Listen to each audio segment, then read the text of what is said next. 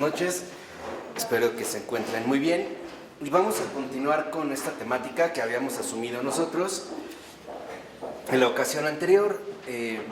La última vez recordarán que habíamos hablado nosotros acerca del ámbito subjetivo, sobre todo de la perspectiva y por lo tanto los esquemas que se suelen emplear, o sea, el esquema que representaría como la postura que un individuo asume y hacia el cual pretendería más bien reducirlo absolutamente todo, ¿no?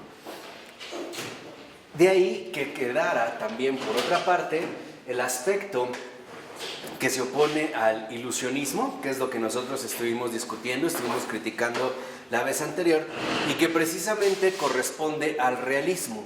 Entonces, en esta ocasión, así como la vez pasada, nosotros nos concentramos sobre todo en el ilusionismo. Ahora nos vamos a concentrar precisamente en la descripción que hace Florensky del realismo, que sería, insisto, la contraparte o lo opuesto al ilusionismo que nosotros mencionamos. ¿Qué ocurre con el realismo? Que en el realismo también se van a ver involucradas las dos actividades fundamentales del ser humano en cuanto al conocimiento, el ver y el oír. Ya la habíamos visto en la ocasión anterior. Pero aquí, en el caso del realismo, también el ver y el oír se van a hacer presentes, pero ya no van a corresponder ni a la perspectiva del ver ni al esquema del oír, sino que ahora en realidad se van a asumir, por así decirlo, de la siguiente manera. Lo resume Florensky en la página 541. A partir del segundo párrafo, dice Florensky, dice el texto: en el realismo, por tanto, las dos actividades del conocimiento, el ver y el oír, no se basarán ya en la perspectiva y en el esquema, sino que asumirán las leyes y el estilo, respectivamente, de la perspectiva inversa del icono y de la dialéctica de la palabra viviente. Entonces, aquí lo que nosotros vemos es que, en efecto, de este realismo del ver, nos va a llevar a lo que Florensky llama perspectiva invertida.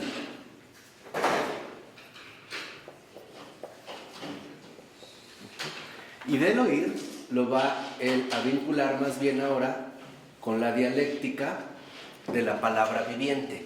Entonces, mientras la perspectiva invertida pertenece al icono, aquí nosotros encontraríamos la palabra viviente. Acuérdense que la última vez nosotros mencionamos que el ilusionismo se viene abajo precisamente con la realidad misma de la vida, ¿no? La vida, en último término, es la que rompe nuestros esquemas, es precisamente la que nos hace salir de nosotros mismos para darnos cuenta de algo muchísimo más grande o infinitamente mayor de lo que nosotros podíamos haber asumido, ya fuera en una perspectiva subjetiva o ya fuera en un esquema incluso del pensamiento, ¿no? Y esto se puede ver quizá en la cosmovisión que se ha desarrollado a lo largo de la historia, que primero se considerara que la Tierra estaba al centro y había nueve círculos alrededor de estas astros errantes o planetas y las estrellas fijas, y después se cambiara a un sistema copernicano donde es el Sol el que finalmente se coloca al centro y forma una galaxia y luego otra galaxia, no significa, en pocas palabras, que los esquemas que se hayan asumido en un determinado momento fueran por completo erróneos, sino que eran en la única perspectiva que se podía alcanzar. Y después la vida, en pocas palabras, nos mostró dimensiones más profundas. Entonces, en este sentido, es importante reconocer que, en efecto, para Florensky, ya sea la perspectiva invertida o la dialéctica de la palabra viviente, son la síntesis del movimiento propio de la vida. O sea, la dinámica de la vida requiere que nosotros la comprendamos de otro modo. Dijimos, en el modo occidental prevalece el ilusionismo, ¿no?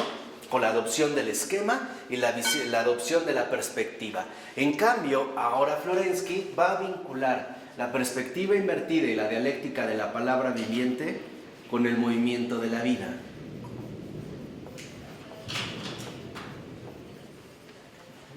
Este sería precisamente en un primer momento lo que va a caracterizar de manera profunda el realismo. ¿Qué sería en este sentido el movimiento de la vida? la relación dinámica que nosotros tenemos precisamente con la realidad. O sea, para Florensky queda claro que la realidad no es algo estático, algo esquemático que no tuviera ningún tipo de desarrollo ulterior o ninguna posibilidad de profundización. Por ejemplo, como ocurre, y creo que uno lo puede ver claramente, en el caso de los esquemas matemáticos, donde 2 más 2 es igual a 4 y no hay más, ¿no? Hasta ahí llegó el esquema. O sea, ya no se puede desarrollar más. Florensky va a insistir que no, que el movimiento de la vida a nosotros nos involucra de una manera distinta a como la hemos solido entender. Y esta relación, precisamente con la realidad, debe de corresponder, según Florensky, con el propio movimiento de la vida. Y este movimiento de la vida, como ya la propia palabra lo indica, es algo dinámico, no es algo plenamente estático. Y esto creo que a nosotros nos debe de ayudar a entender la complejidad de lo real. Ese es el movimiento de la vida. O sea, cuando Florensky habla del movimiento de la vida, se refiere precisamente a la complejidad de lo real. El cual nosotros vimos que en el caso del ilusionismo se suele simplificar demasiado hasta transformarlo en algo completamente vacío. Aquí no, aquí se trata precisamente de profundizar cada vez más en la complejidad de lo real, en darnos cuenta que la perspectiva que nosotros solemos usar está llamada en último término a ser superada, a no dejar que esta perspectiva más bien nos anule o algunas otras opciones, o que nuestros esquemas, por ejemplo, esquemas de pensar, se interpongan con la verdad. O sea, que como hoy nosotros diríamos, que no seamos precisamente de mente cuadrada y cerrada, sino que reconozcamos que hay otras manifestaciones que la realidad tiene y que a lo mejor en un primer momento nuestros esquemas no contemplaban, o incluso podrían resultar en ese sentido inaceptable. Yo nada más quiero mencionar 2 ejemplos muy concretos. Uno es en el caso de la iglesia. Por ejemplo, cuando han aparecido manifestaciones concretas de la complejidad de lo real, acordes con el movimiento de la vida, al principio tal pareciera que la propia iglesia incluso no asimila tan fácilmente la aparición de este realismo, de estas realidades hasta antes insospechadas e incluso inaceptables, como podía ser el caso de las escuelas mendicantes, ¿no? De los franciscanos, los dominicos. La iglesia realmente al principio no los asumió de manera inmediata. Consideraba que esto no era algo que fuera fácilmente asimilable e incluso algo que fuera fácilmente aceptable. ¿De acuerdo? Entonces llevó un tiempo también para que pudiera darse cuenta de que esto nos iba a profundizar o nos iba a llevar a profundizar cada vez más en el movimiento profundo de la vida. Lo mismo pasa, por ejemplo, al hablar en este sentido también de la iglesia, con lo que va a hacer el Papa Francisco el día de mañana en la Cena del Señor, donde se presenta el lavatorio de los pies. Hasta antes, por ejemplo, ya con Benedicto XVI, esto se había abierto un poco. Hasta antes, básicamente, los que participaban en esta celebración era gente católica y además muy allegada, por así decirlo, a esta jerarquía eclesiástica. El Papa Francisco ya no lo va a hacer así. Si ustedes se acuerdan, el año pasado el Papa Francisco lavó los pies a presos. Fue a una cárcel y ahí hizo el lavatorio. Bueno, ahora lo va a hacer a personas con enfermedades o discapacitadas de varias nacionalidades y de varias religiones. Esto dice mucho, ¿por qué? Porque en efecto se está dando un movimiento de apertura que en efecto es acorde con el movimiento de la vida.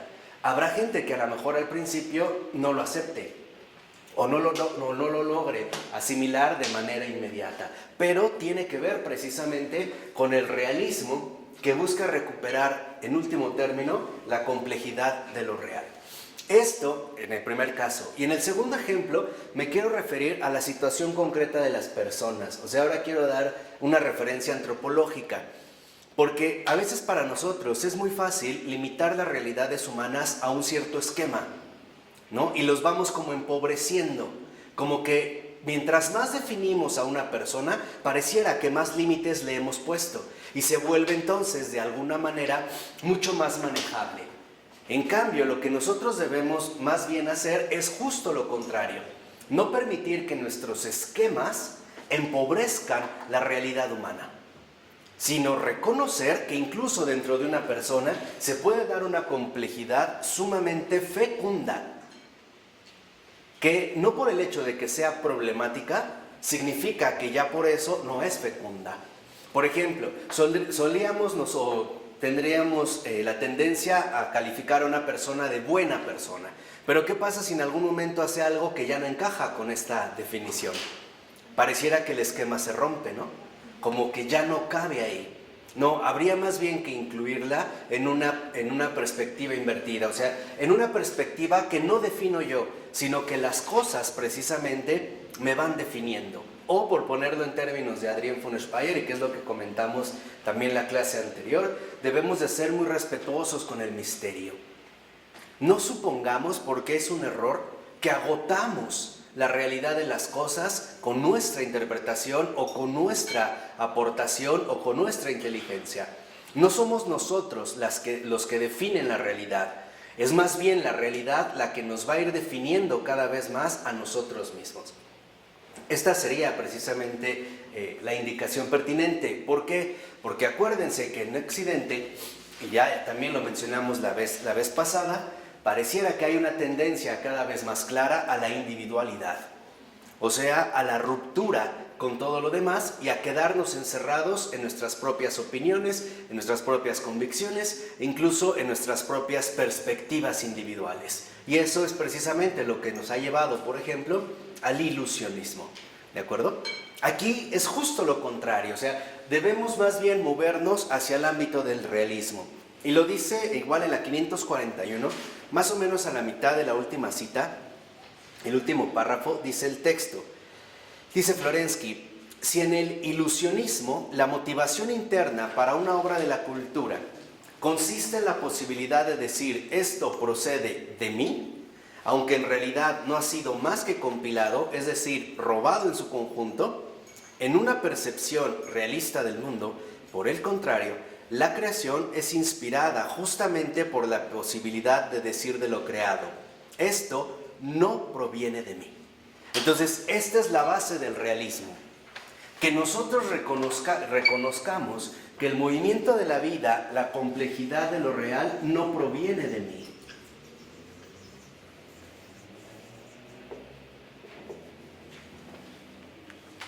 Esto es lo que nos lleva al realismo, o sea, al salir de nuestros propios esquemas, de nuestras propias perspectivas, en una palabra, lo que nos ayuda precisamente a romper con nuestra propia subjetividad. ¿Por qué? Porque Florensky está también convencido de que en efecto el realismo, o sea, la realidad, el movimiento de la vida, en toda su complejidad, no puede ser reducido a un simple esquema, sino que somos nosotros los que estamos llamados a enriquecernos cada vez más de la realidad misma. O sea, por decirlo así, no se trata de que nosotros queramos reducir la realidad a un esquema o a un concepto. Se trata de que nosotros crezcamos cada vez más precisamente a través del contacto íntimo con lo real, que nos enriquezcamos con la complejidad de lo real, en lugar de que la empobrezcamos a través de asumir posturas ciertamente limitadas o sumamente estrechas. Este movimiento, de hecho, es el opuesto al que nosotros estamos habituados. Por ejemplo, nosotros solemos definir a las personas en términos muy subjetivos, por decir algo. ¿Qué pienso de tal? Y cuando conoces a una persona, eso es lo que te dice, oye, ¿qué piensas de fulano o qué piensas de sutano? ¿O qué te pareció la película? O sea, como que todo se va a reducir a tu opinión. Pero en realidad, lo que el realismo nos diría no es qué piensas tú, sino qué te da que pensar, qué te hace pensar esa cosa, ¿no? ¿Qué te dice esa persona? No tú cómo lo limitas, sino de qué manera te alimentas precisamente, en este sentido, de la realidad.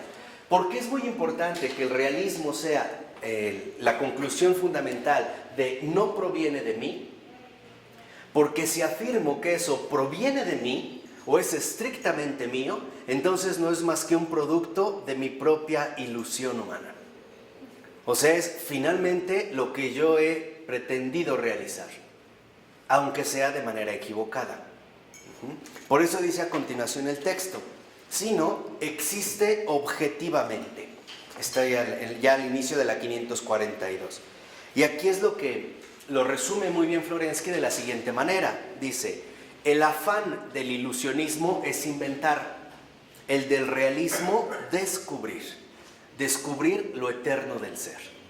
Entonces, para nosotros la vida no es un invento, no estamos llamados a inventar la vida, no estamos llamados a inventar la realidad, estamos llamados a descubrirla, pero a descubrirla en su profundidad, no quedarnos en la superficie o en meras cuestiones superficiales, sino que el realismo es descubrimiento.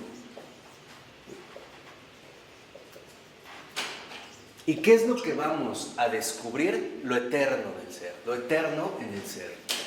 Eso es bonito. Podríamos decir, ¿qué es el realismo? El descubrimiento del espíritu en la materia, no separado de la materia, sino en la materia, ¿no? Descubrir la espiritualidad de lo material. Descubrir, en pocas palabras, la profundidad de la realidad. Por eso es que el verdadero realismo no es un invento que nos lleva a tratar de suponer mundos posibles o imaginables, no. El realismo nos descubre, en pocas palabras, la presencia de lo eterno, de lo divino, en el ser de las cosas. O sea, nos abre el realismo una dimensión profunda de la misma realidad. Ese es el realismo. No se trata de que, insisto, nosotros estemos como obsesionados por inventar algo. No, se trata de que descubramos cada vez más lo eterno en el ser, o sea, la verdad. La verdad no es una conquista, la verdad es un descubrimiento. La verdad es un encuentro. Es la verdad precisamente la que nos hace salir de nuestras propias, en este sentido, equivocaciones. Bueno, aquí entonces lo que vemos es que si en el caso del realismo es un descubrimiento, el problema fundamental del ilusionismo, o lo que nos lleva a querer vivir el ilusionismo, es una causa muy concreta, la autocomplacencia. Dicho de otra manera, en lugar de que nosotros reconozcamos que no hemos inventado la realidad y que por lo tanto no procede de mí, en el ilusionismo es querer asumir el papel de creadores totales y decir, esto es mío, esto es precisamente producto de mi pensamiento. Por eso es que el ilusionismo, en pocas palabras, está vinculado profundamente con la autocomplacencia, o sea, con el orgullo. Es suponer que yo he inventado la realidad y que he descubierto, aparentemente, cómo son las cosas. Y por lo tanto, me voy a sentir sumamente complacido con mi propia perspectiva, con lo que yo, en este sentido, he logrado generar. Es lo que pasa, y lo veremos más adelante, cuando una persona habla, por ejemplo, de visiones. O que vea a la Virgen, o a santos, o al Señor, vamos a ver precisamente esta raíz. Pero en pocas palabras, lo que nos resulta tan seductor del ilusionismo es el error. El suponer que las cosas son a mi medida, o que yo estoy llamado a inventar las cosas, y no a dejarme descubrir precisamente por las cosas mismas, por la verdad. O sea, el ilusionismo de fondo tiene como base el orgullo, la autocomplacencia, el decir, yo llegué a esto por mi propio pensamiento, yo he llegado a aquello, yo he llegado a lo otro, y finalmente es justamente lo que a nosotros nos priva de la verdad. Ese es el grave peligro con la gnosis. Hoy la gnosis no está, digamos, desarrollada como lo estuvo en su principio, una especie de escuela filosófica. Hoy la gnosis está más bien como mezclada con otras muchas manifestaciones, pero el objetivo es el mismo: hacerte creer que tú eres el que comprende las cosas perfectamente. Dicho de otra manera, que tu pensamiento es la medida de todas las cosas, que todo se reduce precisamente a tu misma forma de pensar. Esta es la forma en la que hoy precisamente la gnosis está dispersa en el mundo, ¿no? ¿Y de qué te va a privar precisamente? De lo eterno en el ser. ¿Y qué es lo eterno en el ser? ¿Cuál es este descubrimiento? La verdad. Y esta verdad que es Dios. Eso es precisamente lo que nos lleva a salir, en pocas palabras, de nuestra ceguera. Este es el realismo. O sea, el realismo, en este sentido, podríamos afirmar, no es más que el hecho de haber sido rescatados del ilusionismo, de mis propios engaños. El hecho de haber sido presa de mis propios errores. Para muchas personas están convencidos, por ejemplo, que las cosas son según su perspectiva o según su esquema de pensar, porque les resulta sumamente lógico, sumamente coherente y, en pocas palabras, sumamente suyo. Por ejemplo, los que definen que nosotros somos producto de una evolución y que hemos venido, ¿no?, en esta teoría que desarrolla Darwin y alguno que otro predecesor por ahí, pero que en efecto a nosotros nos suena como muy lógica, como muy digerible, ¿no? La vida empezó a partir de una evolución, una unicélula por ahí rara del lago, entonces fueron saliendo y después con los millones de años los fuimos desarrollando hasta que llegaron especies, llegamos aquí. Y en efecto hay quienes están absolutamente convencidos de eso. ¿Pero por qué están convencidos de eso? Porque no es la verdad, es un invento propio. En pocas palabras, el realismo nos hace salir de los propios inventos humanos, de las teorías que los propios hombres han inventado y que por lo tanto, al estar hechos a la medida humana, para los hombres resultan sumamente aceptables. O en este sentido, podríamos decir, resultarían también ser sumamente seductoras. Lo mismo con la creación del universo a partir de una gran explosión o Big Bang. Esta teoría, en realidad, su encanto ¿de dónde proviene? De que nos muestra una imagen clara de una situación supuestamente originaria, una explosión. Y eso, para nuestro intelecto, es más que suficiente. Ya, o sea, mi intelecto con eso se conforma.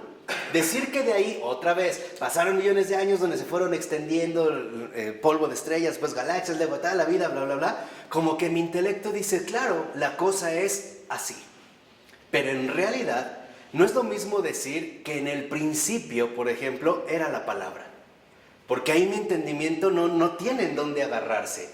Cuando nosotros nos enfrentamos con la verdad, o sea, en pocas palabras, cuando nosotros nos enfrentamos con Dios, el intelecto reconoce, no proviene de mí, no lo entiendo. Por ejemplo, las personas que te dicen, es que yo no entiendo cómo dicen que Dios es uno y trino. ¿Cómo es que son tres, pero dicen que es uno? O cómo que si Dios es Dios, ¿por qué se hizo hombre? O cómo que la Virgen, no, ¿cómo que Virgen? O sí o no. Entonces, nuestro intelecto se hace bolas. ¿Por qué? Porque es también lo que intuye en este sentido Florensky. Para que una persona pueda vivir el realismo, necesita más bien vivir en la profunda humildad. En la humildad que lo lleva a reconocer, esto no proviene de mí. No es algo que mi intelecto fabricó por cuenta propia, o algo que los hombres inventaron, o algo que mi propio pensamiento inventó. Esto no es un invento mío. Aquí es donde precisamente está la verdad, lo eterno en el ser. Y eso es precisamente el gran descubrimiento. Eso es lo que nos lleva a nosotros precisamente a ser partícipes del realismo. ¿Qué es lo que ocurre? Y lo vimos. Nada más sintetizando muy brevemente lo de la clase anterior. Acuérdense que Florensky detectó muy bien que al menos en Occidente, desde el Renacimiento, el acento cada vez más recayó en el hombre como creador, y especialmente, ¿no?, en el hombre que va a dar o aportar una determinada perspectiva. Y entonces, tal parece que en lugar de desarrollar el realismo, empezamos a ser presas cada vez del ilusionismo, hasta llegar, por ejemplo, a grados extremos donde el intelecto ya desvaría, con algunas teorías por ahí bien raras, que espirituales, que reencarnaciones, que constelaciones, que órdenes cósmicas, que situaciones energéticas. Y en realidad todo eso, en pocas palabras, se ve que ahí está de por medio la medida humana. ¿Por qué? Porque no nos mete en realidad mucho ruido, ¿no? Como que lo entendemos muy aceptable, ¿no? Como que para nosotros resultaría en este sentido muy cómodo. Pero Florensky lo que intenta recordarnos es que nosotros no podemos vivir en el ilusionismo, sino que tenemos más bien que recuperar precisamente el realismo. Y lo dice, por ejemplo, ahí en la 542, abajo en la nota 16. La nota a pie de página número 16. Ahí lo dice Florensky muy claro y dice: la primera actitud es, a pesar de todas las apariencias, pasiva, mientras que la otra, que descubre lo eterno en el ser, es tremendamente activa. ¿Por qué? Y lo explica. Dice: el inventar, cuando es efectivamente inventar, presupone el encerramiento en la subjetividad. O sea, el que quiere inventar algo se encierra en sí mismo, ¿no? Incluso hasta lo vemos en estas figuras, ¿no?, modernas, donde el genio está solo en su laboratorio o solo en su estudio, lleno de papeles, pero solo, ¿no?, encerrado en su subjetividad. Y dice Florensky: el descubrir es, por el contrario, un esfuerzo tenso hacia el ser. Entonces, aquí, el descubrimiento es algo activo. ¿Por qué? Porque, como dice Florensky, representa ante todo un esfuerzo. ¿Por qué el ilusionismo es pasivo? Porque es quedarme encerrado en mi propia subjetividad. Quedarme cómodamente, pasivamente instalado en mí mismo. Ya no tengo que hacer ningún esfuerzo por descubrir algo, sino que me quedo con mis propias capacidades. Por eso dice a continuación: la relación realista con el mundo es, por su esencia, una relación trabajosa. O sea, es una vida en el mundo.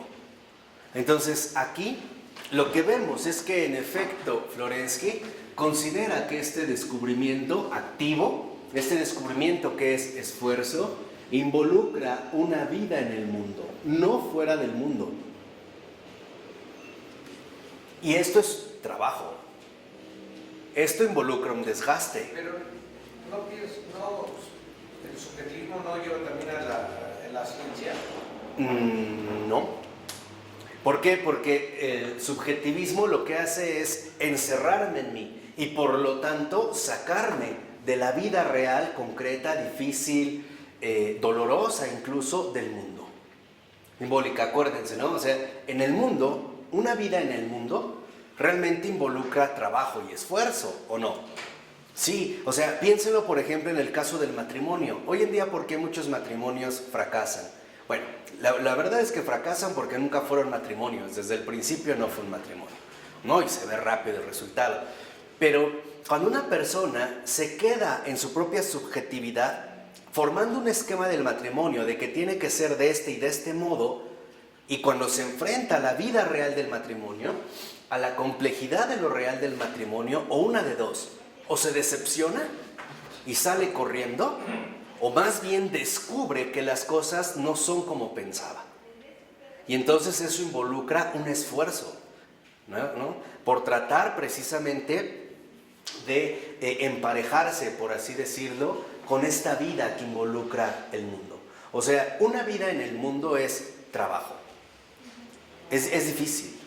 No es sencilla. Pero ¿por qué es difícil? Y aquí es donde nosotros nos planteamos el primer punto. ¿Por qué la vida en el mundo es difícil? Porque es compleja. No estamos hablando de difícil en un sentido negativo, ¿no? No, estamos hablando de difícil porque es precisamente compleja. Tan compleja que nosotros estamos llamados precisamente a descubrir en carne propia lo eterno en el ser. Y eso es precisamente el realismo. Por eso acuérdense del ejemplo que nos dio Florensky, muy acertado, de este monje que se salió del monasterio y se casó para llevar una vida en el mundo. Precisamente era comprender, y este es un gran desafío también para la iglesia contemporánea, comprender cómo la vida cristiana no solo se vive al interior del ámbito eclesiástico, sino reconocer que la vida cristiana también está llamada a darse en cualquier ámbito del mundo. Por ejemplo, entre casados, solteros, divorciados, viudos, empresarios, estudiantes, no estudiantes, trabajadores, obreros, directores de empresas, bancarios, abogados, doctores, licenciados, etc. Pero ¿cómo se va a poder descubrir esta vida en el mundo? Pues a través de afrontarla, ¿no? Y esto involucra una dificultad, ¿o no? Sí, o sea, siendo sinceros, la vida en el mundo no es sencilla. Pero no es sencilla, vuelvo a insistir, por su grado o su alto grado de complejidad. ¿Por qué? Porque para nosotros la complejidad de lo real es un descubrimiento, no un invento. En pocas palabras, el mundo no se inventa, el mundo se descubre. Y esto va a involucrar esfuerzos serios. Y a veces dentro de esos esfuerzos, nosotros nos vamos a topar con muchas sorpresas, tanto agradables como desagradables. Miren, seamos honestos, el amor no se inventa, el amor se padece. O sea, el amor es padecimiento, o sea, en el sentido de padecerlo todo, desde un gran gozo hasta un gran sufrimiento. Y a veces, en este transcurrir, digamos, de la vida en el mundo, nos podemos llevar sorpresas que no hubiéramos imaginado. Por ejemplo, jamás pensé que amar en serio fuera tan difícil. Quiero nada más terminar este paréntesis con el ejemplo muy concreto del seguimiento de Cristo. El seguimiento de Cristo no es sencillo. Y quien se dio cuenta de este descubrimiento, por ejemplo, es Santa Teresa de Jesús. Y lo vemos claramente cuando le dice: Señor, ahora entiendo por qué tienes tan pocos amigos. Está hablando en serio, o sea, no es que fuera un ámbito de élite o de exclusividad, sino que en realidad involucra una dificultad. En pocas palabras, estamos llamados a dejarnos enriquecer cada vez más por el movimiento de la vida. Que la complejidad de lo real nos haga crecer cada vez más. De tal manera que entonces nosotros podamos formar parte precisamente del realismo y no caer, ¿no?, en la contraparte que sería el ilusionismo. Dice a continuación: la comprensión ilusionista del mundo es pasiva, no puede ser activa, dado que en ella no se percibe la realidad, mientras que por el contrario, la comprensión realista del mundo sabe con seguridad que la realidad ha de ser activamente asimilada con trabajo. Y vuelvo a insistir en este ejemplo filosófico. Una cosa es reducir el mundo a mis categorías del entendimiento al estilo kantiano, y otra cosa es el inagotable esfuerzo de la fenomenología, por ejemplo, que propone Husserl. Para Husserl, el conocimiento del objeto era una cosa sumamente ardua, complicada y difícil. Aquí se ve la diferencia de posturas. ¿Qué pasa? Es mucho más subjetivo. ¿Por qué? Porque está más adaptado a las teorías intelectuales que se van desarrollando y no tanto al descubrimiento de eso eterno en el ser. O sea, de lo que realmente a nosotros nos mostraría, en pocas palabras, un mundo diferente. El mundo profundo del espíritu o de lo espiritual. O sea, una cosa es cuando nosotros reducimos la realidad a un esquema. Vamos a suponer, en Descartes, la realidad era tan esquemática que incluso se dividía en dos bandos. Lo que él llamaba sustancia extensa, o sea, lo material, y la sustancia pensante, o sea, las ideas. Y ya. Y en realidad pareciera que no es tan sencillo. Por eso muchos van a reaccionar contra este mecanicismo cartesiano, ¿no? Las cosas funcionan exactamente de esta manera, que era también, por ejemplo, el otro desafío que había planteado Newton. Para Newton, el universo entero, en pocas palabras, y ya venía el esfuerzo desde Copérnico, se podía reducir a determinadas leyes que en de fondo eran matemáticas, especialmente a partir de una pieza central del sistema, la gravitación, que era una de las leyes de Newton. Pero en pocas palabras era quitarle la riqueza inagotable, la complejidad de lo real para reducirlo a un esquema matemático sumamente manejable. No sé si esto queda claro. O sea, hoy en día lo que vemos es que no es que la realidad se haya empobrecido, Nosotros nos hemos empobrecido porque nos hemos quedado encerrados en nuestras propias perspectivas. Nos hemos quedado encerrados en nuestras propias, en nuestros propios esquemas subjetivos. La verdad es que cuando uno se toma en serio la vida, uno se va a topar con muchos problemas. En pocas palabras, creo que cuando uno realmente se toma en serio la vida, nos damos cuenta de algo muy claro. La cosa no es tan fácil como parecía. Vivir no es fácil. O sea, si realmente me estoy yendo a este esfuerzo del que habla Florensky, de un auténtico descubrimiento. Seguir a Cristo no es fácil. Amar a otra persona no es fácil. ¿O sí?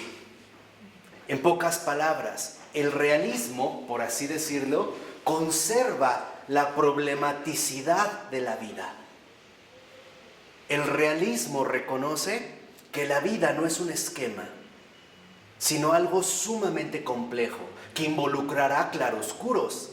Así como en la vida tendremos claras muchas cosas, habrá otras tantas que definitivamente no podremos abordar, tal vez ni mencionar, y quizá jamás podremos llegar a comprender. ¿Y qué me dicen del ámbito de la fe? ¿A poco todo está tan claro? La verdad es que no, ni en nuestra vida personal, ni en la vida de todo el mundo. O sea, podríamos resumirlo, entiendo la expresión de Marta, de sí lo está, saber que bueno, Dios está en todo, Él es bueno, Él sabe por qué obra, si hace su voluntad, su providencia, pero ese es ya un esquema. Pero el hecho de asumirlo y afrontarlo no es tan sencillo. Por ejemplo, que tu niño de 3 años se te muera de una enfermedad. No es tan fácil, o sea, no es tan nada sencillo. O sea, en pocas palabras, lo difícil consiste en que una vida en el mundo, en síntesis, es problemática. Y esto es, me parece a mí, lo que a los católicos nos debería de permitir salir de la ingenuidad.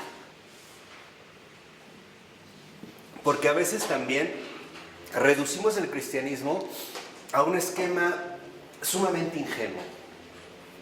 O si no ingenuo, por lo menos sí sumamente simplificado. Sumamente así como empobrecido, ¿no? Como que sí, Dios te ama y listo. Pues no es tan sencillo. Aquí lo que quiero que entiendan es que nosotros debemos de asumir una postura más profunda que sabe y reconoce la problematicidad fecunda de la realidad. Ese es el movimiento de la vida. Esa es la complejidad. Por eso es que en el realismo la conclusión es clara.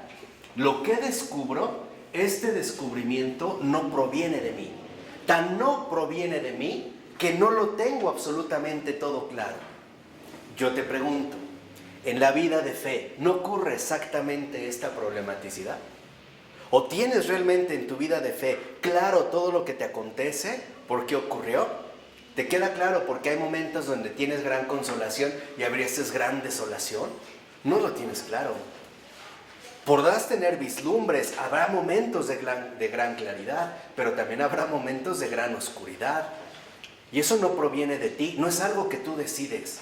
No es como la luz de tu cuarto donde dices ahora la prendo, ahora la apago. Ahí no.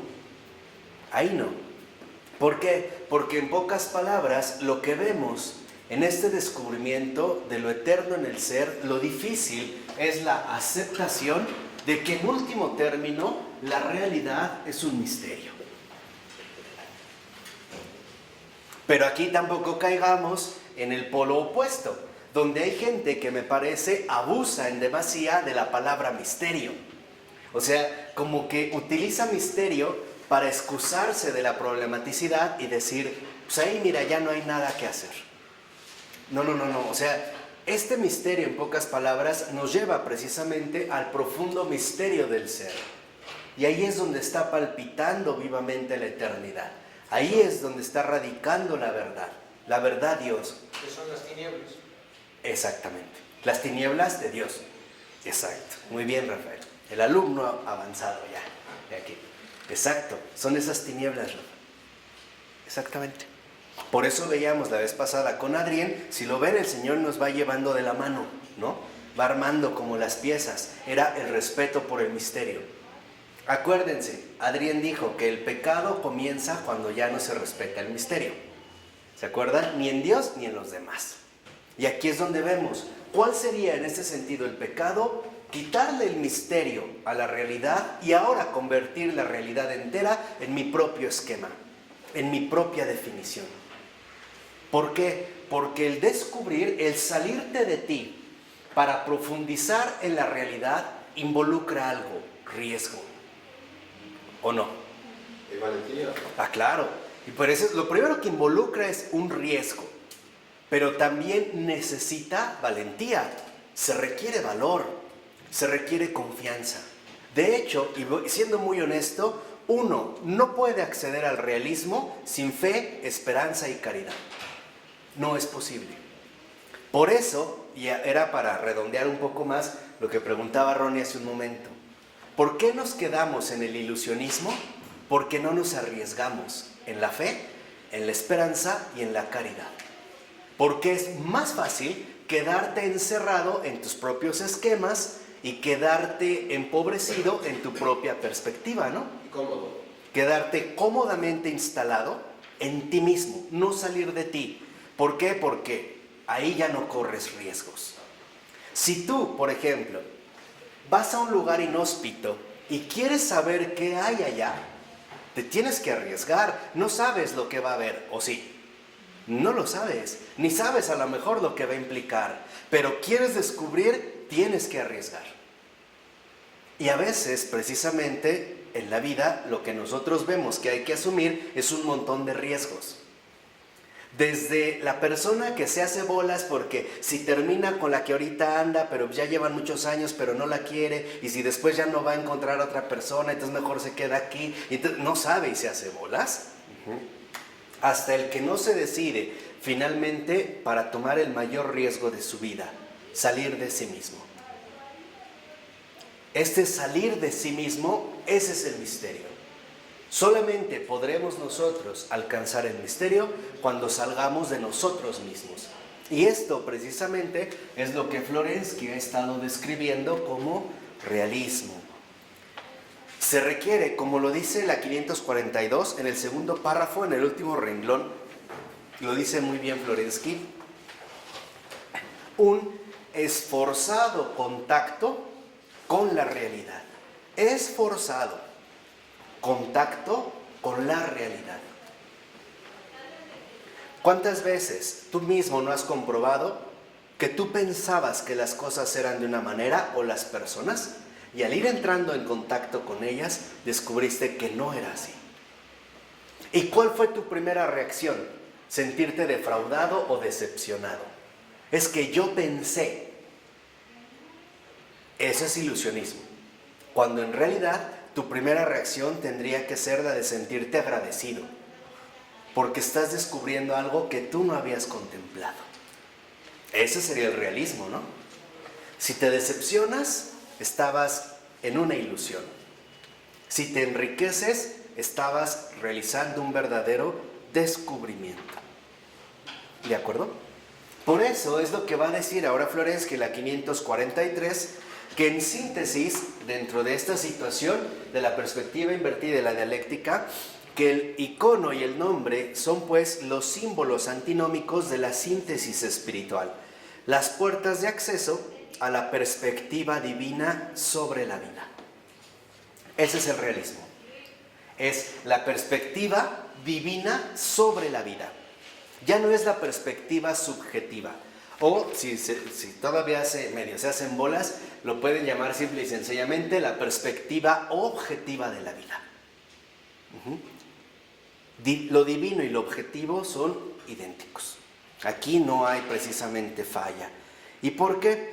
Porque precisamente nos va a mencionar Florensky que ya sea el icono o el nombre, lo dice un poquito abajo de la mitad de este mismo párrafo, cuando dice ambos símbolos, por su carácter discontinuo constituyen brechas en nuestra subjetividad.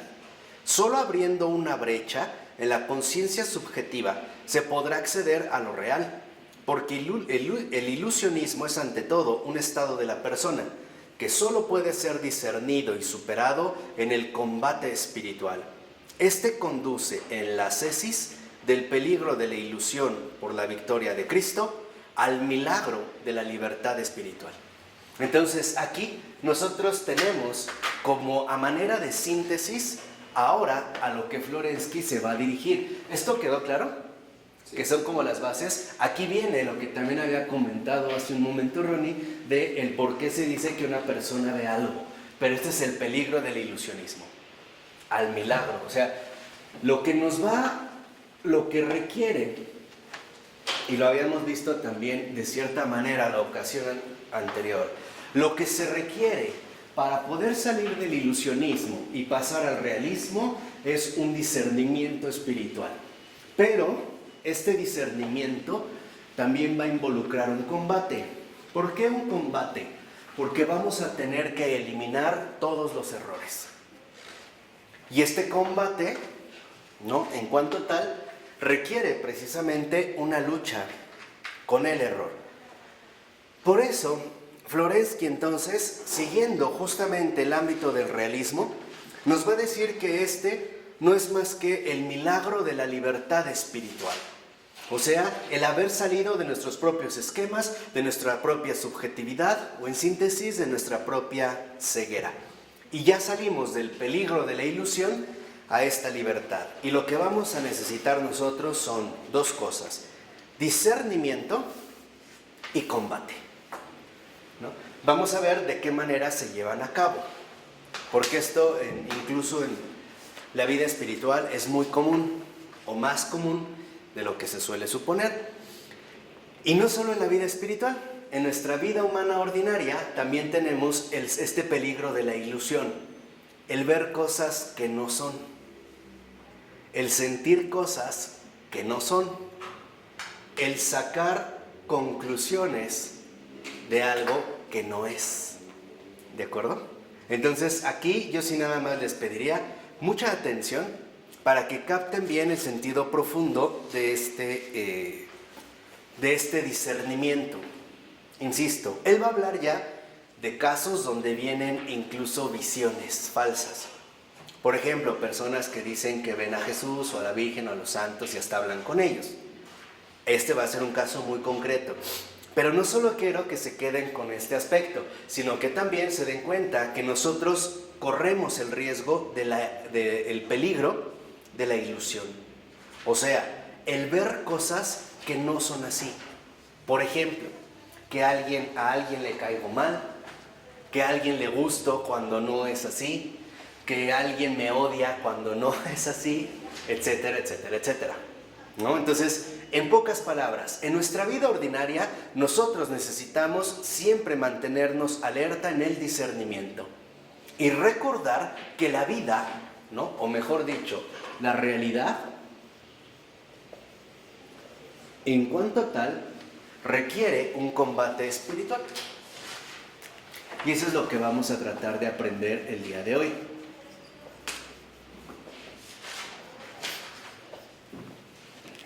Vuelvo a insistir, no solo de llegar a estos extremos donde ya tendríamos visiones, no, sino también donde sacaríamos conclusiones subjetivas, pero conclusiones subjetivamente erróneas. Por ejemplo, nadie me quiere, estoy solo. Estoy hablando de las más comunes hoy en día, en estos tiempos, ¿no?, actuales. A nadie le importo, estoy feo, estoy fea, estoy gordo, estoy gorda, Dios no me ama, Dios no existe, Dios me ha dejado, todo el mundo me humilla, he sufrido demasiado, etcétera, etcétera, etcétera.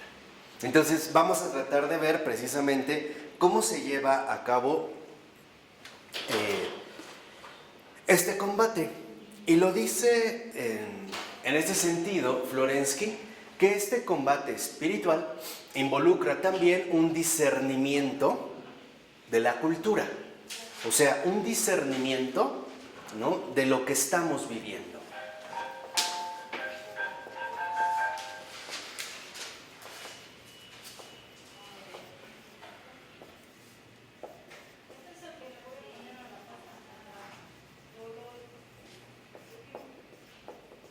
Y este sería como el primer paso.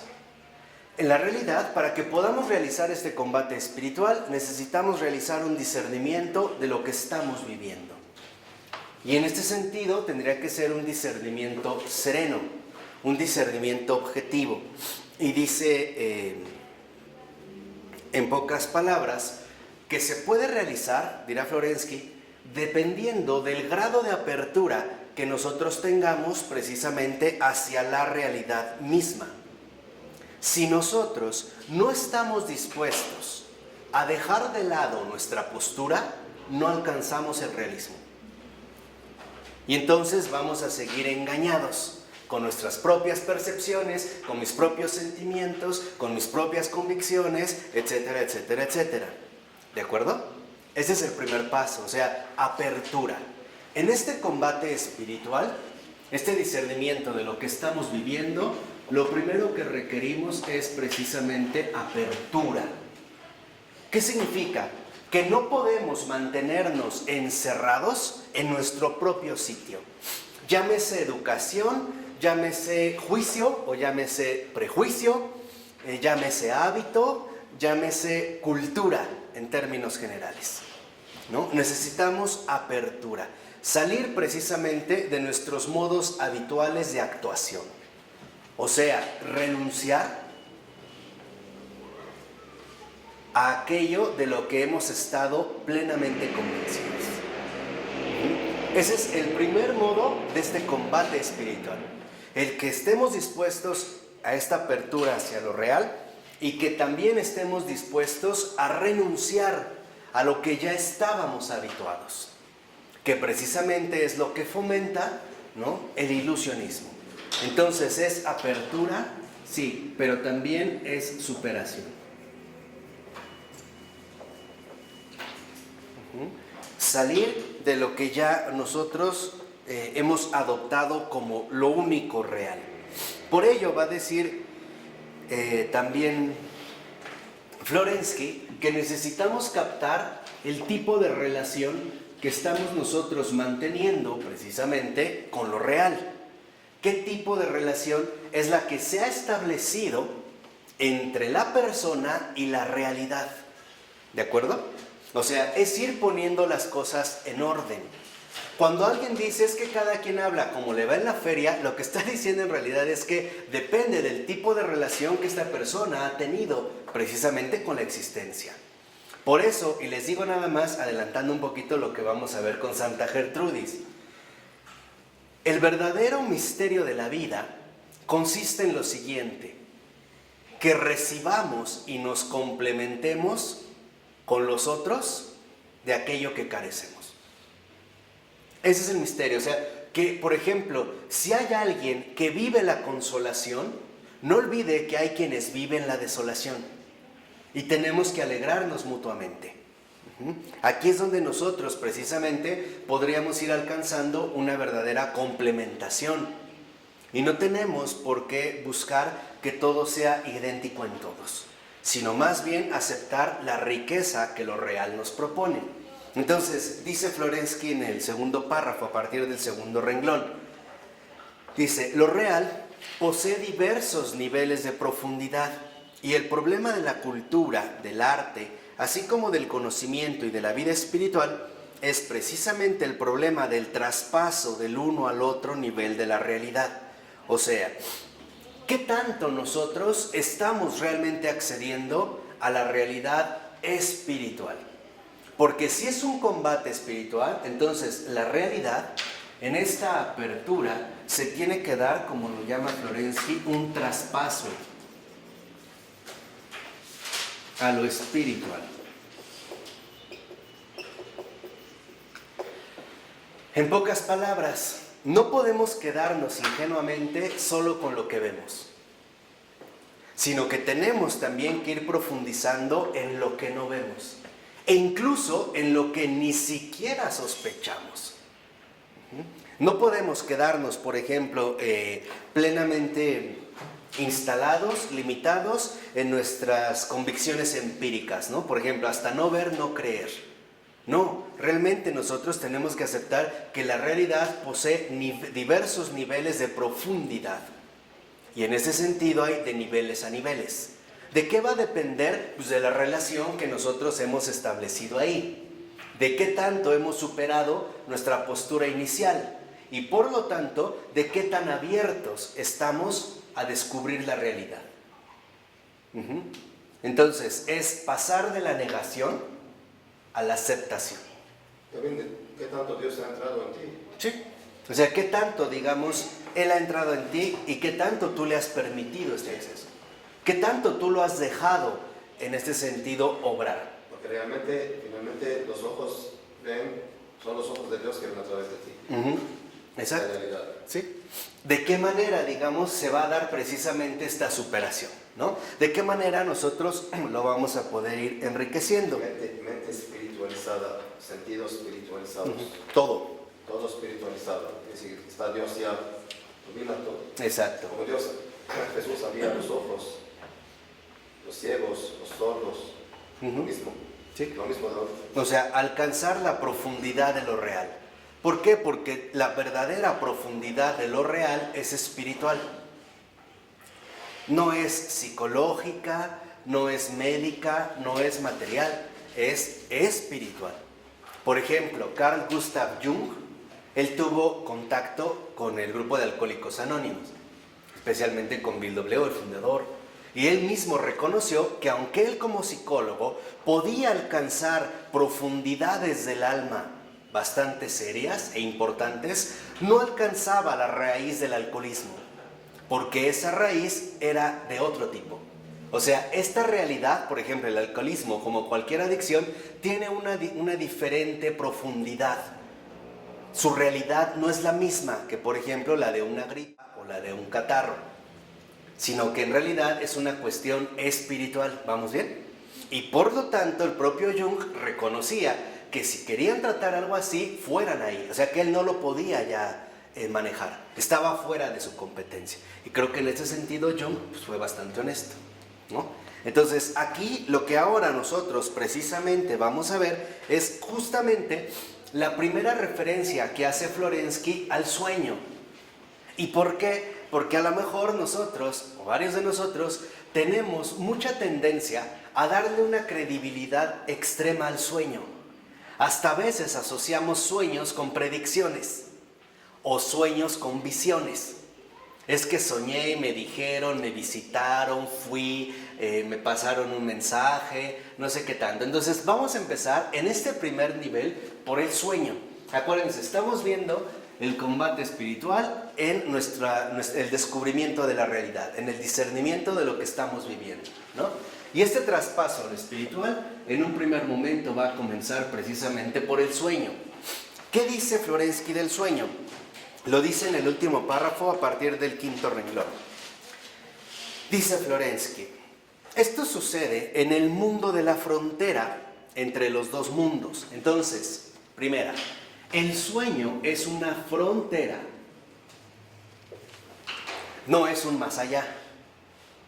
Tan es así que aunque en el sueño pasen cosas raras, siguen siendo cosas raras que me resultan ya familiares. Es una frontera, ¿no? Es el mundo que conozco y el otro mundo que no domino. Pero no es enteramente un mundo totalmente desconocido, ¿o sí? No. Hay aspectos del sueño que, digamos, nos sacan de lo habitual de este mundo, ¿no? Como el hecho de que estás platicando con alguien, volteas y estás en otro lugar, o en otra tierra, o que vuelas, o qué sé yo. Dice a continuación Florensky: donde la experiencia se reviste de símbolos e imágenes. Entonces, primera, el sueño que se ubica en la frontera de los mundos, ¿no? Del mundo material y del mundo espiritual. Una es una experiencia.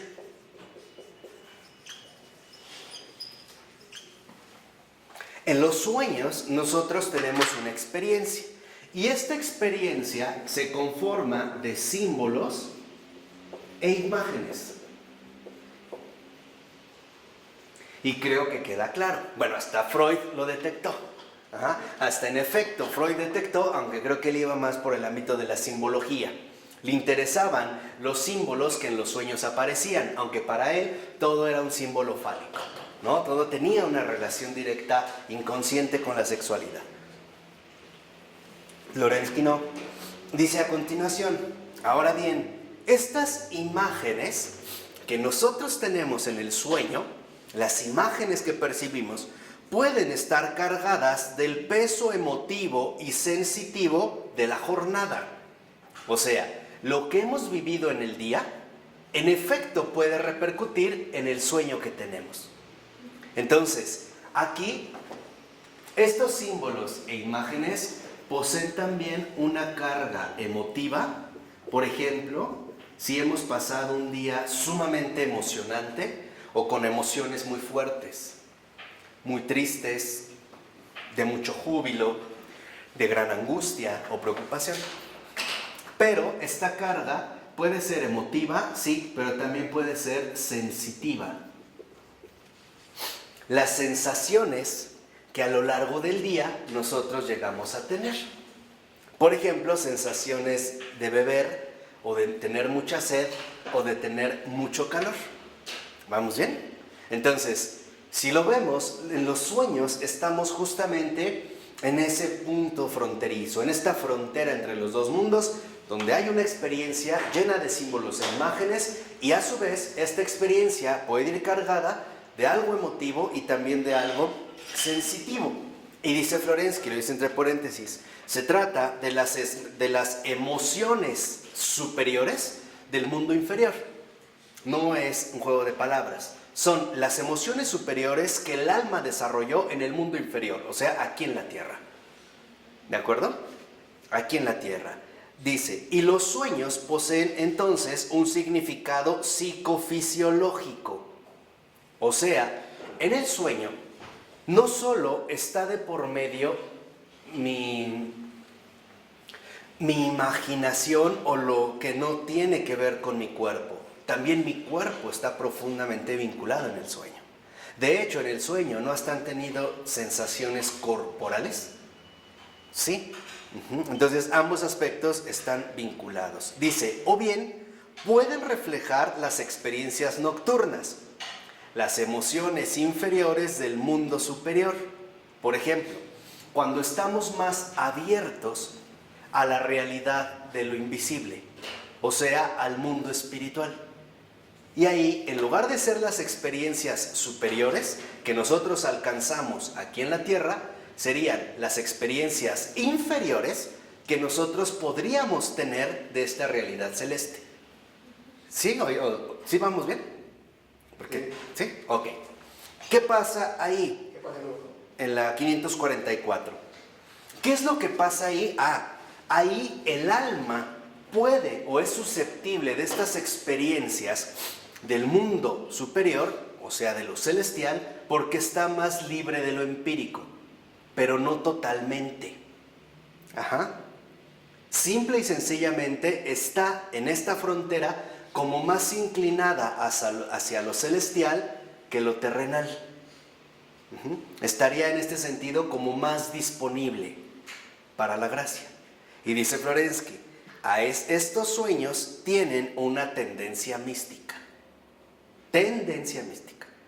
¿Ok? Entonces, por ejemplo, en esta frontera, lo voy a poner en otros términos, cielo, que Florensky llama mundo superior.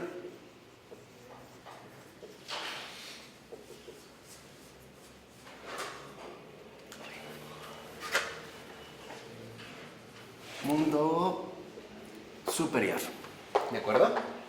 Y tierra. Acuérdense que para Florensky no hay dos mundos, separados, es uno mismo.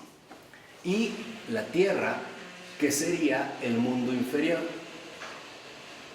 En síntesis, y esto es muy importante, creo que también nos puede dar muchas luces sobre muchas cosas, y yo creo que a mucha gente le va a dar luces sobre lo que anda buscando en este aspecto, que a veces se siente como confundida por lo que vive en sueños, es reconocer que los sueños son una experiencia, sí, y una de dos. O se da una experiencia más marcadamente terrenal, donde en efecto se manifiesta toda la carga emotiva o sensitiva que hemos tenido en ese día o en días anteriores, y que involucran mi entendimiento, mi memoria, mi imaginación, mi cuerpo, mi realidad carnal, o bien puede ser que tengan una tendencia más bien no hacia la tierra, sino hacia el cielo. Y entonces parecería que estos sueños tendrían una tendencia mística. ¿De acuerdo? ¿Por qué? ¿Por qué se da esto? Porque nosotros, en efecto, en el sueño, estamos más libres de la realidad empírica, normal, a la que pertenecemos. ¿Y esto dónde lo podemos ver? En sueños podemos hacer cosas que en nuestro mundo ordinario no podemos, como viajar muy rápido, o volar, o saltar, o irte de un lugar a otro de inmediato. ¿Qué quiere decir? Que el sueño parece indicarnos, en efecto, que no solo hay las leyes físicas que conocemos, sino que también hay otro mundo distinto. Un mundo profundo, un mundo que en efecto no contradice el nuestro, sino que le da su sentido verdadero. ¿De acuerdo? Y esto es justamente lo primero que puede ocurrir en el sueño. Ahora, ¿qué es lo que pasa en este sentido? Que Florensky va a considerar que, por ejemplo, en la creación artística, lo dice en la 545 en el segundo párrafo, dice, en la creación artística, el alma es elevada sobre el mundo terreno y entra en el mundo celeste. Allí, sin imágenes, se nutre de la contemplación de la existencia del mundo celeste, toca los eternos númenos de las cosas e impregnada, cargada de conocimiento, retorna al mundo terreno y regresando abajo por el mismo camino, llega a la frontera de lo terreno, donde su adquisición espiritual es revestida de imágenes simbólicas, las mismas cosas que fijándose forman la obra de arte. De modo que el arte es un sueño sostenido. ¿Qué es lo que aquí menciona Florensky? Y es muy serio lo que dice, que el verdadero arte no es un invento humano, no es un invento humano que a alguien se le ocurrió desarrollar, es un descubrimiento de ese mundo superior que es comunicado al mundo inferior a través de diversos símbolos. Y eso es justamente lo que han logrado hacer los grandes artistas. Los grandes artistas, justamente lo que nos hacen palpable, visible, o mejor aún, accesible, es que hay un mundo, ¿no?, que nutre este mundo. Nos hace un puente, por así decirlo, entre la tierra y el cielo. El verdadero artista es un puente, comunica al mundo inferior con el mundo ¿qué? Superior. Si uno escucha a Mozart, por ejemplo, el Requiem, uno claramente percibe que el cielo está abierto. O sea, no necesitamos tener como mucha sensibilidad para notar que ahí el cielo se ha abierto. Pero se ha abierto con elementos y con sonidos que podemos percibir y entender aquí en la tierra. ¿De acuerdo? ¿Vamos bien ahí? Por eso va a decir Florensky, el arte es un sueño sostenido. O sea, es una experiencia cargada de símbolos e imágenes que en efecto, en último término, a nosotros nos transmiten la presencia viva y real de lo eterno en el ser, de esta eternidad. ¿De acuerdo? ¿Vamos bien aquí? Dice a continuación, en el siguiente párrafo, por el tránsito de una a otra frontera, el mundo superior al mundo inferior o al revés, puede proceder de arriba hacia abajo o de abajo hacia arriba. Acuérdense, cielo, tierra. Dice, pueden así nacer dos tipos de imágenes, ya sea que vengan de arriba hacia abajo, como una gracia que viene del cielo a la tierra, o bien que busque elevarse de la tierra al cielo. Dice Florensky, las imágenes de la subida, o sea, ir de la tierra al cielo, las imágenes representan el despojarse de los hábitos de la existencia diurna, de las escorias del alma, para las que no hay cabida en el otro mundo, en definitiva, de los elementos espiritualmente desordenados de nuestro ser. O sea, las imágenes que se elaboran de abajo hacia arriba, de la tierra al cielo, se clasifican por una mayor purificación. De tal manera que en estos esfuerzos, cada vez más la imagen se ve purificada, como menciona Florensky, de las escorias del alma, o sea, de nuestros desórdenes espirituales. Un ejemplo que quizás se podría mencionar de la tierra al cielo en este sentido es Miguel Ángel. Miguel Ángel alcanza precisamente como este grado claro que nos transmite directamente de lo de la tierra, pero nos eleva al cielo. No se queda aquí y va perfeccionándolo de tal manera que para nosotros nos sea prácticamente accesible, ¿no? Piensen en esta escultura de la piedad, ¿no? Vemos a un hombre y a una mujer, pero realmente si uno va avanzando, llegamos al cielo, ¿no? Hay este paso. Y dice, las imágenes del descenso, las que vienen del cielo a la tierra, por su parte, son el cristalizarse en el confín de los mundos de las experiencias de la vida mística, es decir, del contacto inefable con la real hora. Uno y otro proceso darán lugar a símbolos coloreados de subjetividad o bien a verdaderas visiones. Entonces aquí es donde creo que nosotros también debemos de tomar algo muy en serio. Para Florensky, solo lo que viene del cielo a la tierra es visión. Esas sí son visiones. Esto sería místico, ¿sí? O sea, lo místico no es alcanzar un grado elevado de pureza al estilo gnóstico. No. Para Florensky queda claro que la mística no es más que la irrupción del cielo en la tierra. Es algo que llega de arriba hacia ¿qué? Hacia abajo. ¿Y cómo nos vamos a dar cuenta en este primer momento, en este discernimiento, de que es algo por gracia y no creado? O más bien inventado por uno mismo, por lo que vimos en el realismo. Algo nos va a quedar absolutamente claro. Esto no proviene de mí. No proviene de mí. Queda clarísimo cuando esto se da, pero clarísimo, o sea, no hay dudas de que esta visión no es producto ni de mi imaginación ni de mis ojos, que simple y sencillamente esto no proviene de mí. No es algo con lo que yo me siento extasiado. Ahorita van a ver por qué lo menciono de esta manera, ¿de acuerdo? Por eso, a seguir con el artista, dice en el siguiente párrafo, en los 4 primeros renglones: se equivoca e induce a error el artista que con el pretexto del arte nos ofrece todo lo que aflora en él cuando está poseído por su inspiración, porque no se trata más que de imágenes de la subida. Y en efecto, aquí tenemos el primer detalle. ¿Qué entiende Florensky por subida? Inspiración, ¿no? Me siento inspirado hasta que cada vez parece que obtengo imágenes extraordinarias, aguas, porque para Florensky este es precisamente el engaño de la ilusión.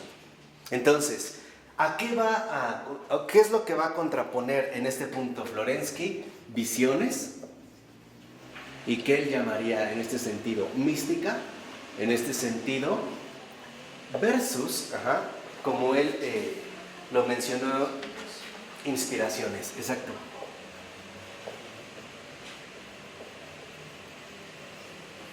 Porque aquí no hay mística. En las inspiraciones no es más que inventiva subjetiva.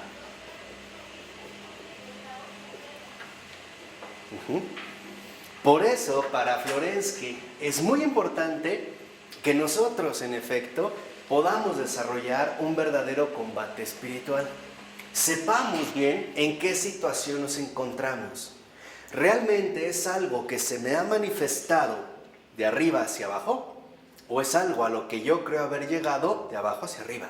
O sea, por sentirme en este caso, como él lo menciona con el artista, profundamente inspirado. Por eso va a decir en último término, de acuerdo con Florensky, que dentro del arte habría básicamente dos tipos. El primero, el del descenso, es el simbolismo. Es el arte que capta lo que desciende. Sería un arte receptivo. El segundo sería el arte de la subida, o sea, el naturalismo, que en efecto busca, por ejemplo, el naturalismo, perfeccionar la técnica estética para alcanzar efectos mejores, ¿no? La luz y la sombra, el coloreado, la expresión del rostro, y todo se va a desarrollar entonces, o todo va a depender en último término del perfeccionamiento de la técnica. Esto sería el naturalismo, opuesto a lo que Florensky llama precisamente el naturalismo. Por ello, lo dice la 546, después de este cuadrito, en el siguiente parrafito dice: el arte ha de discernir, por tanto, si sus imágenes son meras fantasías a partir de lo real o encarnaciones en imágenes reales de una experiencia superior. Entonces, para Florensky, queda claro que las inspiraciones, la inventiva subjetiva, no son más que fantasías. En el sentido literal de la palabra, no son más que fantasmas. Fantasmas que ahí nos están induciendo al error. Mientras que las visiones es una experiencia superior. Pero esa experiencia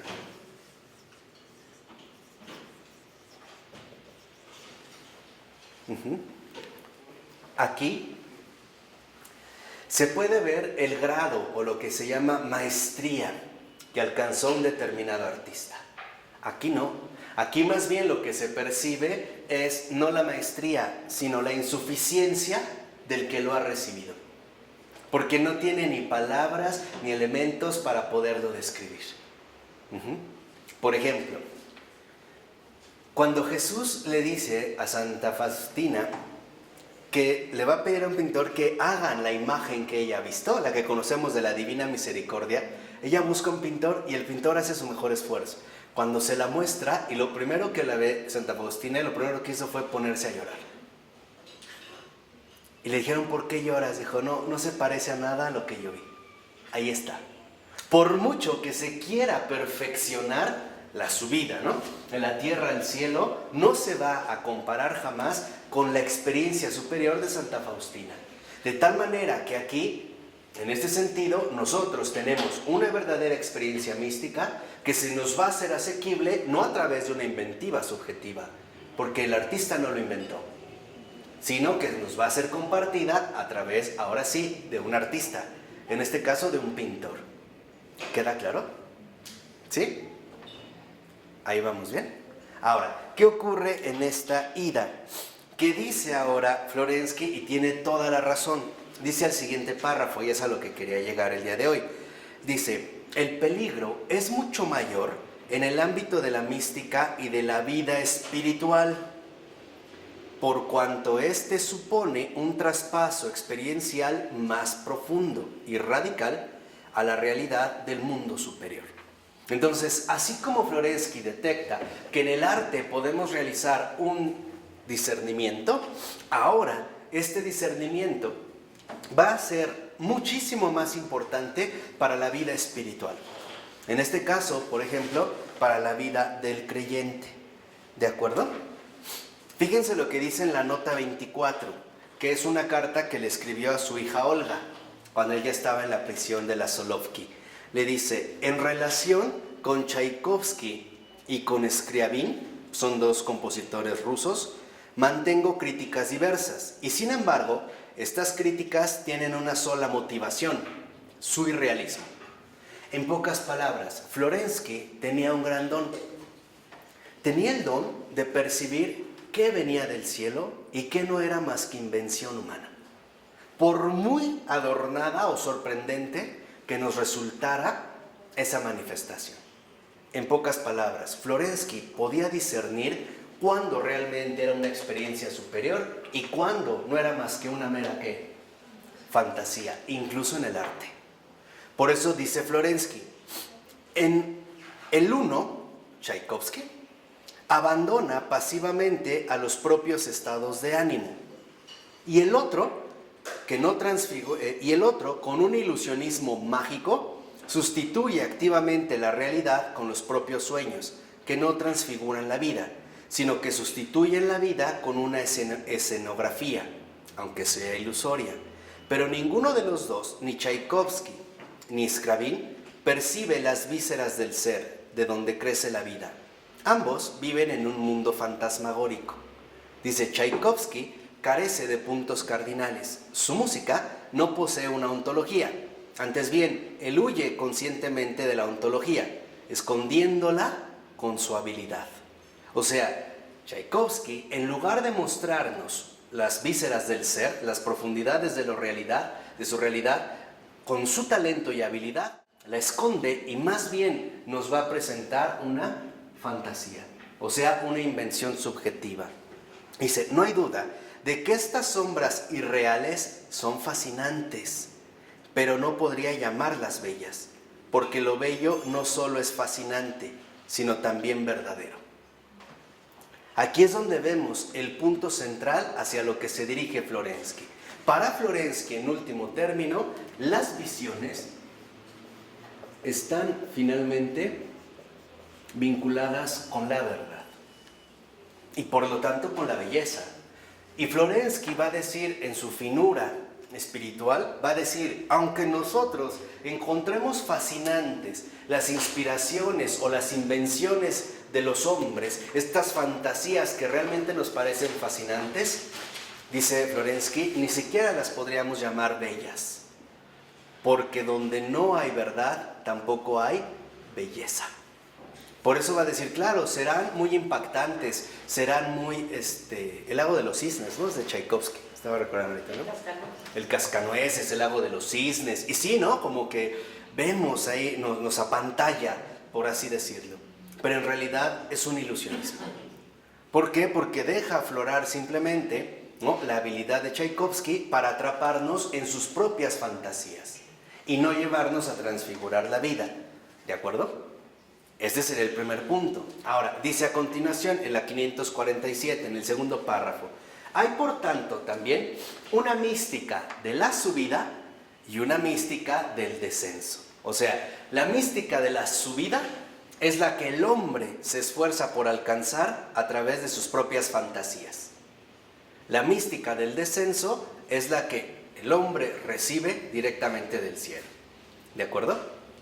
Dice, la tentación, y esto es importante, la tentación es tomar por imágenes espirituales, en vez de las ideas, las fantasías que circundan, confunden y seducen al alma en el momento en que se le abre el camino hacia el otro mundo. Entonces, para Florensky, en este discernimiento espiritual, lo peligroso es cuando nosotros tomamos por imágenes espirituales lo que en realidad no son más que meras fantasías. ¿De qué puede depender, y esto lo digo entre paréntesis, de que caigamos en esta tentación de suponer que la vida que hemos adoptado va a dar como resultado algo así?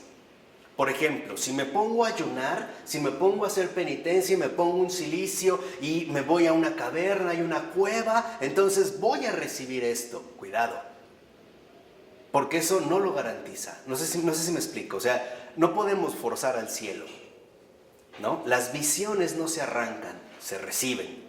Porque entonces solitos nos expondríamos a tener este tipo de fantasías, a estos desvaríos, a fomentar justamente la aparición de estos fantasmas. Y dice entonces, ¿de dónde proviene la tentación en la vida espiritual? O sea, ¿de dónde proviene la tentación en confundir las visiones, la verdadera experiencia superior, con meras inspiraciones o fantasías subjetivas? ¿De dónde proviene? Dice Florensky, la vida espiritual es real y posee características propias. Hablando de un modo geométrico físico, en el límite y en el umbral de este mundo accedemos a una condición de vida que es constantemente nueva y radicalmente diversa de las condiciones comunes de la vida cotidiana. Entonces, cuando nosotros en efecto ingresamos a una experiencia superior, las condiciones que ahí se dan son muy diferentes a las condiciones de nuestra vida cotidiana. No las podríamos retratar fielmente. Un ejemplo claro lo tenemos en San Pablo, cuando fue arrebatado al séptimo cielo. ¿Sí fue el séptimo? ¿no? El séptimo cielo, dice, lo que ni ojo vio, ni oído oyó, o sea, no hay manera de que yo lo pudiera retratar que fielmente, no. Aguas ahí, ajá. Hay algo que en efecto nos resultaría intraducible. Y dice a continuación, en este acceso a un nuevo modo de vida se da la máxima incide espiritual para que quien se acerca al umbral del mundo y es vulnerable por causa de los apegos mundanos o inepto, carente de inteligencia espiritual propia o de otro que le sirva de guía, o en fin, impotente, poseyendo un organismo espiritual no suficientemente maduro para el tránsito. Entonces, aquí Florensky detecta básicamente tres motivos para estas tentaciones. El primero es el hecho de que seamos vulnerables. ¿Qué es el ser vulnerable? El querer finalmente ir hacia esta experiencia superior apegados a nuestras experiencias ordinarias. Que todo sea, en pocas palabras, como nosotros vamos sugiriendo. El segundo, de que seamos, como dice Florensky, ineptos, que no tengamos inteligencia espiritual, ya sea propia o ya sea a través de otro. O sea, que nos queremos arriesgar sin tener inteligencia espiritual. Por eso es fundamental que cuando nosotros creamos haber tenido una visión, un sueño, una imagen, lo digamos al confesor espiritual, pero de inmediato, de inmediato, o sea, ahí no hay manera de querer guardarlo en secreto. Eso sería algo grave, porque o bien tenemos la inteligencia espiritual, o bien tendremos que recurrir a un director espiritual, ¿de acuerdo? Para no caer presas de la fantasía. Y 3, dice también Florensky, por impotencia, o sea, por no estar preparados para algo de este tipo. Por eso va a decir Florensky, dice en el cuarto último renglón, bueno, ahí mismo, perdón, dice, metafóricamente, los espíritus de este siglo intentan retener la conciencia en su propio mundo. Estos elementos son ambiguos. Siendo limítrofes al mundo de la otra vertiente, aunque su naturaleza es terrena, han asimilado la sustancia y la realidad del mundo espiritual. ¿Qué son estos parásitos? No ciertamente guardianes del umbral, santos defensores del territorio sagrado. Su naturaleza no es espiritual. No son otra cosa que las ilusiones y autoengaños que circundan al caminante en el confín de los mundos. Y dice en la 548, es precisamente en el confín donde el engaño acecha. El mundo material y el mundo angélico no engañan. Entonces, fíjense, el mundo angelical, el mundo celestial no engaña. Y nuestro mundo terrenal tampoco engaña. Es únicamente el engaño, ya sabemos de dónde proviene. Por eso va a decir Florensky a continuación, respecto a la materia, Florensky deja claro que no es ella el origen del mal. Lo material, lo corpóreo, frente a todo gnosticismo, tiene una función determinada en la vida del espíritu humano. ¿Cuál es la función de lo material en la vida del espíritu humano? Darnos bases concretas, reales y sólidas para nuestras experiencias de vida. Hay referencias concretas. Dios no nos engaña con su creación. Dice al iniciar el otro párrafo, el máximo del engaño y de la seducción se da por tanto en el umbral de este mundo, entre el tiempo-espacio y el mundo espiritual. El asceta puede avanzar hacia adelante sin miedo, porque sabe que estos espectros son irreales. Quien posee, dice Florensky, la firmeza espiritual avanzará a través de ellos, sin tener miedo y sin ceder a sus tentaciones. Se revelan impotentes ante el alma. Son las sombras del mundo sensible, sus deseos oníricos, pero en la realidad son insignificantes. O sea, el cielo no nos engaña, la tierra no nos engaña. Lo que nos engaña es cuando nosotros llegamos al límite del mundo inferior. porque ahí es donde empezaría precisamente el mundo espiritual. Pero este mundo espiritual está también bloqueado, por así decirlo, por los malos espíritus. Y ahí es en efecto cuando pueden ingresar justo los engaños. Dice a continuación ahí mismo Florensky: pero el hombre puede carecer de una robusta fe en Dios, ser víctima de sus pasiones y predilecciones.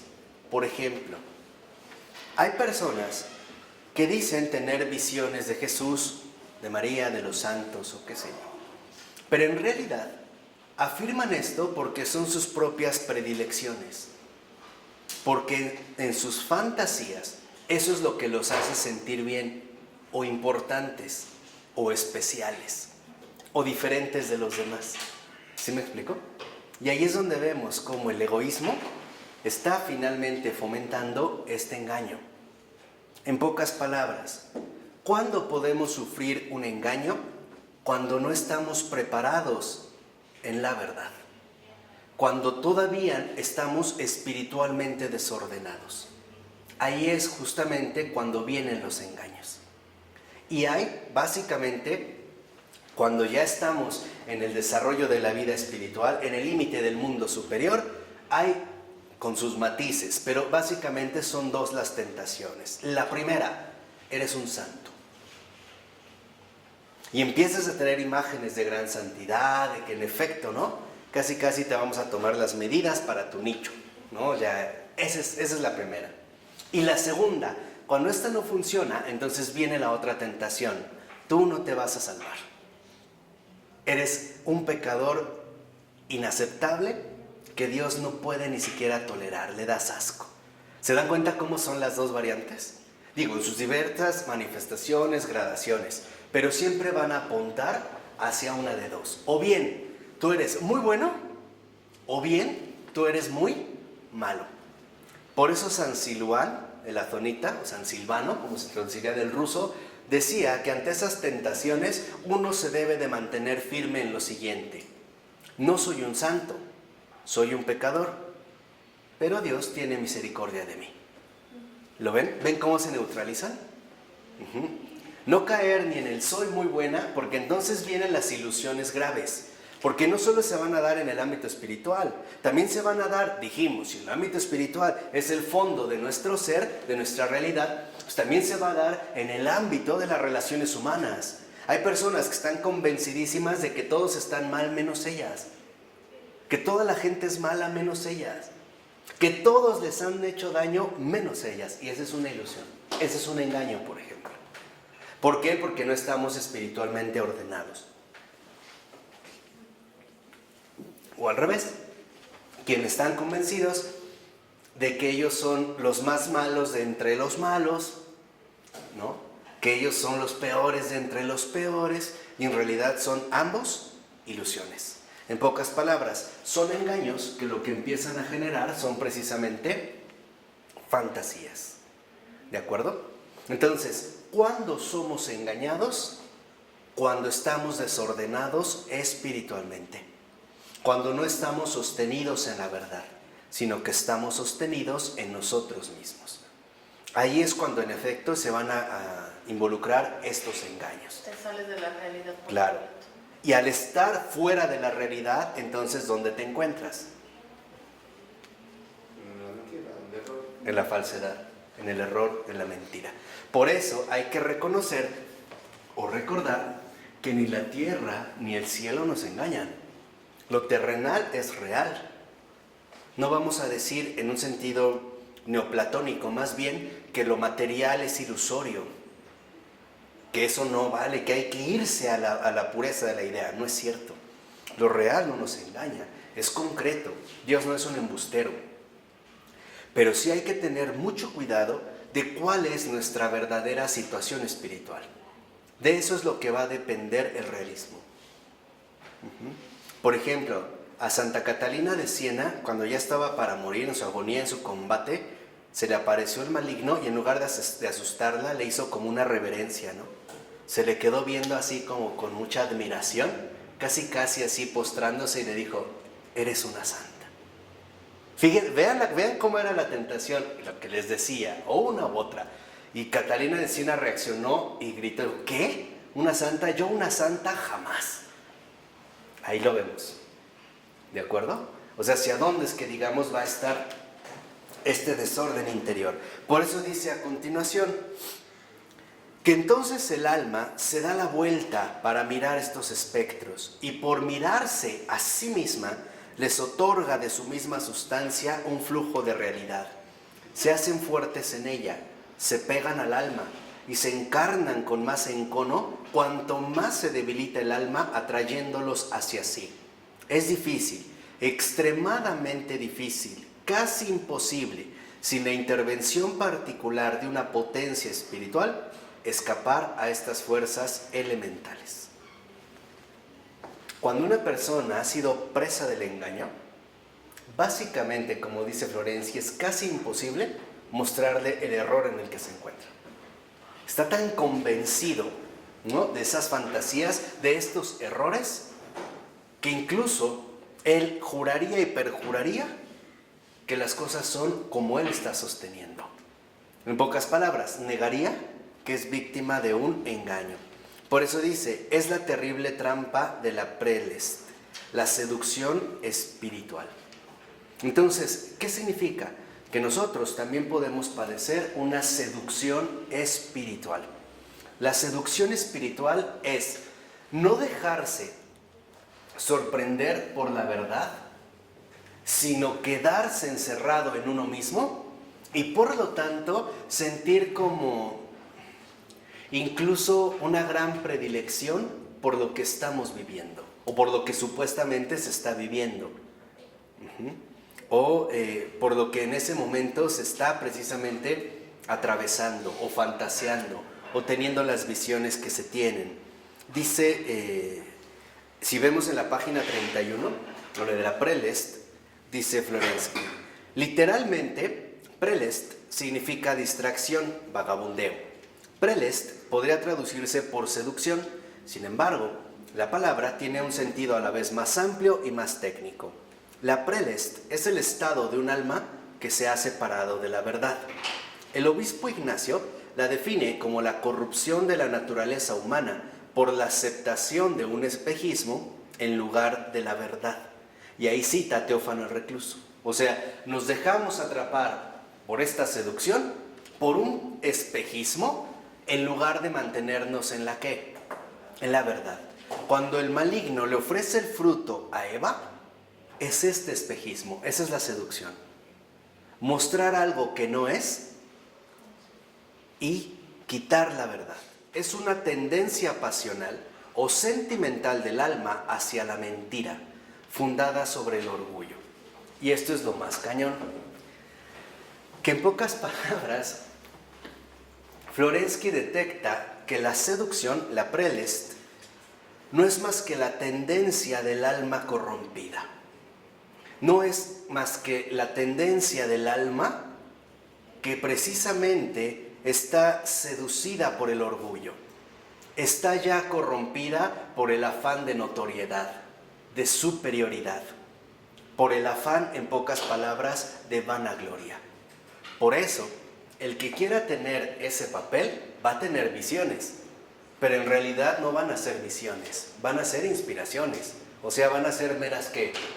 Fantasías. Tú eres especial, por eso me dirijo a ti, pero no le digas a nadie, bla, bla, bla, bla, bla, bla, bla, bla, bla, ¿no? Por eso te vengo a visitar a ti, por eso es que te hablo a ti, mi hija muy amada, y a lo mejor disfrazado de luz y tal. O sea, en pocas palabras, Florensky se da cuenta de que las inspiraciones, las seducciones espirituales se dan cuando el alma está corrompida por el engaño. En pocas palabras, cuando el alma está llena precisamente de amor propio, que es lo que menciona Teófano el Recluso, cuando dice que es una tendencia pasional o sentimental del alma hacia la mentira. En pocas palabras, fundada sobre el orgullo. Cualquier persona que se ha dejado seducir por estas fantasías es porque su alma reposa en el orgullo. Considera que por eso justamente ya está en un nivel superior. Ya no está en el mismo nivel de los simples mortales. sino que ya tiene contacto con el otro mundo, incluso con los otros mundos, ¿no? No es la actitud que reflejan los actuales mediums. Con los grandes genios, ¿no? No me interrumpan. ¿No? Ajá, o los grandes genios, no me interrumpan, está en su inspiración, en su fantasía, y se fugan, ¿no? Como que uno queda como hasta impactado, ¿no? Como dice Florensky, seducido. Pero es esto, o sea, como si ocuparan un cargo especial. La verdad es lo contrario. Cuando realmente se presenta una visión de descenso, una auténtica experiencia mística, el alma lo primero que percibe es su profunda indignidad ante esta manifestación. De hecho, es lo curioso, pero en el discernimiento espiritual, cuando realmente se trata de una manifestación mística, el alma misma la rechaza. ¿Pero por qué? Porque realmente reconoce que es indigna de algo así. No sé si queda claro. Por el contrario, cuando se da la fantasía, el alma se llena como de orgullo y dice, esto es lo que esperaba, esto es lo que quería. ¿Sí queda claro? ¿Qué pasa? ¿El budismo entonces qué? No. En el caso, por ejemplo, del budismo, también hay un cierto orgullo.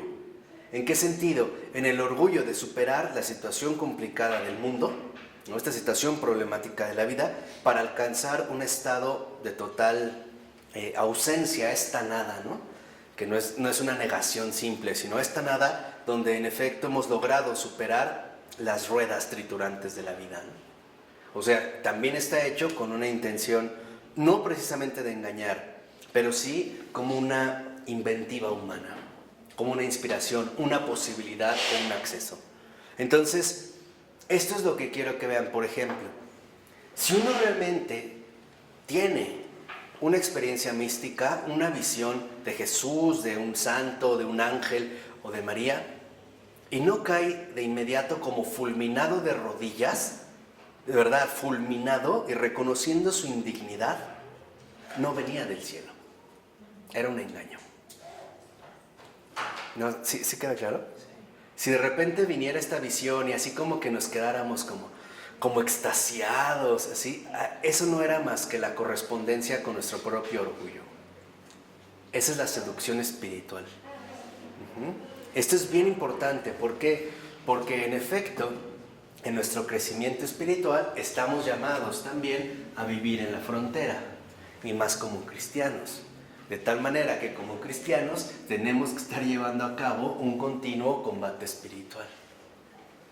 Debemos por eso de desarrollar un fino discernimiento y darnos cuenta que sí viene del Señor y que no viene del Señor.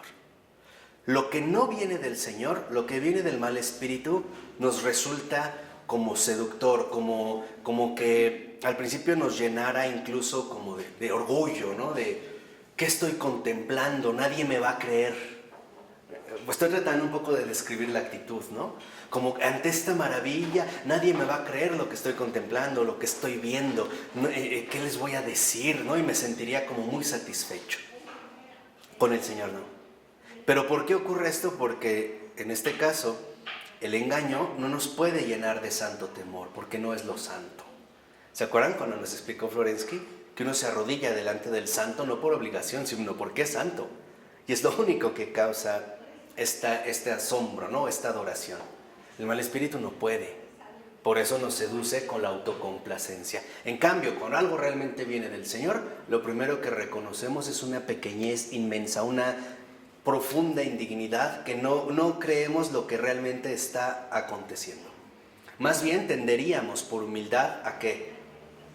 A rechazarlo, a no ponerle atención, a no hacer caso, a no tomarse en serio, digamos, o muy en serio estas manifestaciones. ¿De acuerdo?